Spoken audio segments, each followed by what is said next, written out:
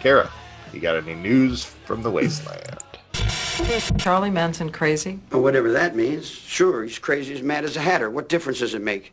You know, a long time ago, being crazy meant something. Nowadays, everybody's crazy. And finally, the San Francisco Chronicle recently reported on a story about a young man who made a custom AI using a free website called Project December, powered by GPT-3 technology, using text samples from his deceased ex-fiancée. The resulting computer program typed and acted in a way that was strikingly similar to the original person and was generally cogent and able to react appropriately to emotions. This conversation apparently helped this individual find the closure that he'd been seeking, even as the implications of tech that can accurately impersonate individuals remains unclear and worrying. Back to you, Chauncey. Okay, so a guy made himself a virtual girlfriend to get over It sounds like a movie, his right? relationship.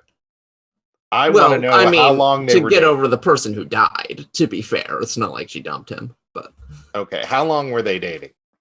I want to... like a really long time. I want to say they were childhood friends. So it was I don't know. It was like 10 years, and then like 8 years later, he created this virtual program. Yeah, I don't know. As a person who 5 of my family members died by the time I was 17, including my mother, I don't know if this is really the healthiest way to go about it. Now, people say, oh, it helped him move past. Yeah, sure. I mean, it helped you move past, like as a ambulatory person, I could walk to the grocery store. A motorized wheelchair would help me get there, but would it really help me? Do you get what I'm saying? Sure. Yeah. You think it might be a crutch, right? Yes. I don't think that coming up with unnatural ways to deal with natural things is probably the best bet. Now, don't get me wrong. The argument can be made for medicine and so on and so forth and stuff like that.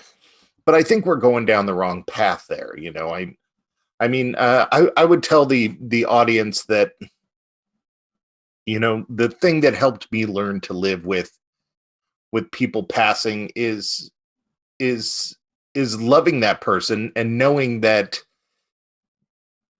I get to experience the things that they no longer do, and it's now my job to carry that experience for them. You know, I have a responsibility now. My responsibility is to remember my family members, is to notice the red of the flowers that they no longer get to see. Sure. You know, these little things. I think that I think it's like breaking a bone and then setting it and letting it heal without any sort of I don't know. I think this is probably going to come back to bite us.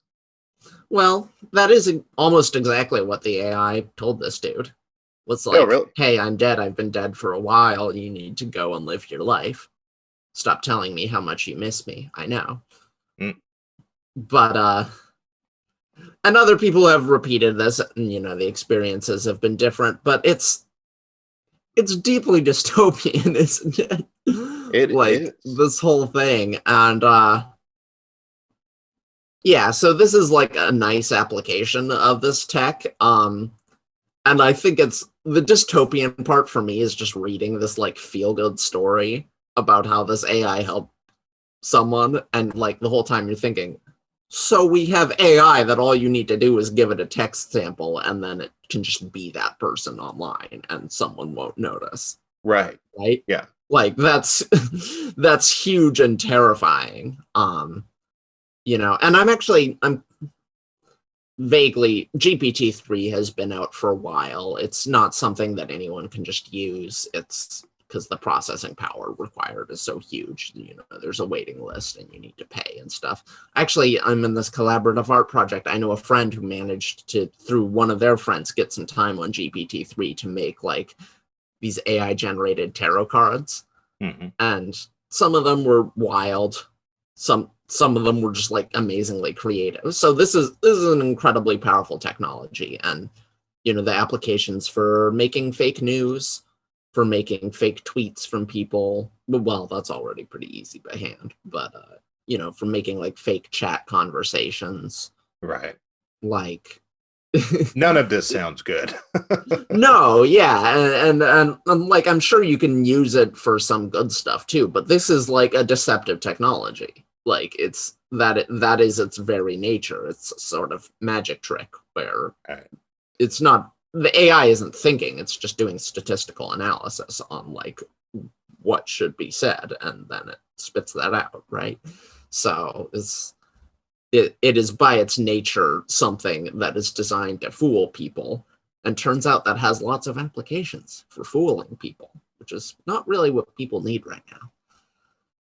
Yeah, I don't know. I think that people need to everything is politicized. Everything is politicized, but I think people need to be educated. And I don't mean that you need to be educated on social agendas and stuff like that. I mean, I think people need to not be stupid. I mean, let's pretend I am smarter than your average bear. Personally, I kind of believe that one man can do another can do for the most part. Sure. Yeah, same. But let's pretend that I'm smarter than the average bear. I'm no more smarter than the average person than the average person is taller than the average person. Sure, there are some really tall people and there are some really smart people, but there aren't a lot of them.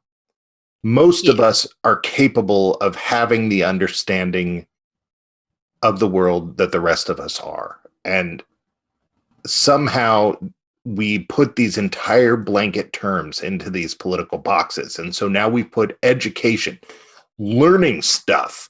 We've put actually learning stuff into a political box. Oh, you learn stuff? It's like, if learning stuff leads to being brainwashed, we are in a very dangerous situation.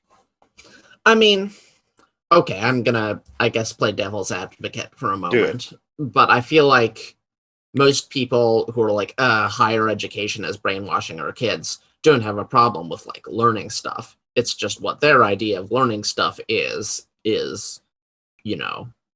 reading Breitbart and watching insane videos on YouTube and talk radio and stuff. Like it's kind of the same. It's kind of the same argument on both sides, right? Our source is good and your source is bad.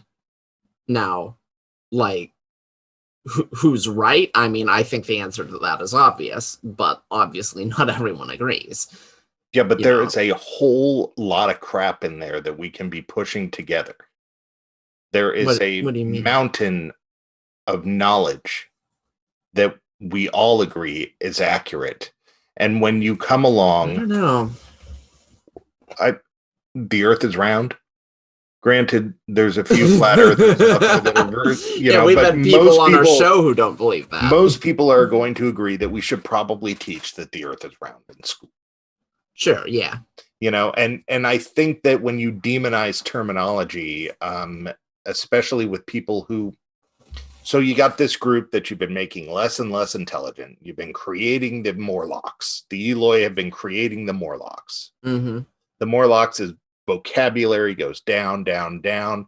Every time a vocabulary goes down, it means that more concepts are shoved into one box. Am I quick? Am I fast? Am I speedy? Do those mean different things? Yeah, they all have different implications. But if I only know one, they're all one.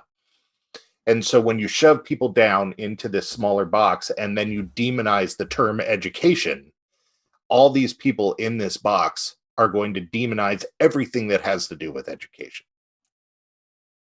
Okay, I mean, I see what you're saying. I don't know. I don't think there's anyone who like, yeah, I'm dumb and I love that. Like, I think people just have a different idea what the facts are. People are just living in a different reality and have a different idea about what it means to be educated. I've had people like anti-vaxxers yell at me like, you need to be educated on this topic. And it's like, no, you need to be educated because my facts come from real sources and your facts come from insane snake oil salesmen. Like, but essentially our arguments are the same. We're saying the same thing to each other, and it's all you can do is determine who's right and who's wrong. There's no way around it. We got to call the herd. I feel like that's your answer to everything. It's a little worrying. Someone get weapons away from this guy. Well, here's my sci-fi. Are you going to become a supervillain, Chauncey? I wish. Because I support that. You have the look. I can't afford it. I have a cat now, too. I have a cat. You have a cat? Oh, my God. You can totally do the cat on the lap, stroking the cat, the whole thing. No, it is for you to die, Kara. Yeah, exactly. So here's my sci-fi answer to this. And I don't know if anybody's going to like it because it has to do with spending a lot of money and giving people a lot of education. If we've decided that 18 is adulthood, I feel that in every town across this country, we need to build learning institutions where any person up to the age of 18 can go there 24 hours a day and have access to teachers and learning about any topic that they want. Yeah, I think that's a great idea, and I would love that. But you know what people are saying is, the government's going to brainwash you. Into what? Yeah, well, their social agenda. Don't vote them in again. You and I agree on this, I think, but we'll just look at the angry comments in the KZNR chat room and see what the other side say. We're all going to laugh about this in 20 years when we come out of our holes in the ground after the sun went down and eat a dog we found. Yeah. All right, you're listening to Radio Wasteland. You want to know more about Bigfoot? Well, then stick around. And that only got you to West Boston. And back then, West Boston was not a neighborhood you wanted to get lost in. Bro, you lost? I'm not lost. I'm Benjamin Franklin, and I was born here. I don't know you, bro. You live here now? No, I moved to Philadelphia. Oh, you moved to Philly. All right, bro. I'm going to need your waistcoat and your knee breeches. I invented electricity. Well, I invented... Yeah!